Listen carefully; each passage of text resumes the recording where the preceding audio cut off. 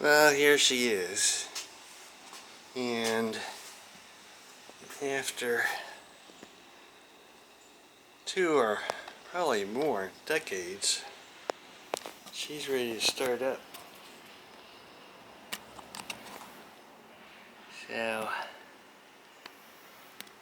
rebuilt the carburetor, put a new starting motor in it, put a new starting solenoid in it, got a temporary battery in it, and put an extra fuel filter in the line for now, and turn the gas on, lights go on.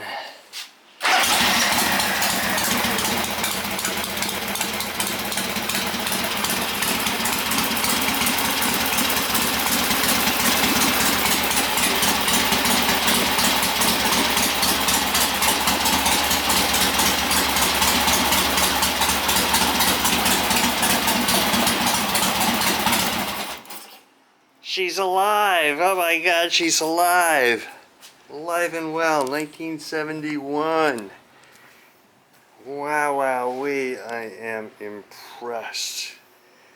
This baby is back alive.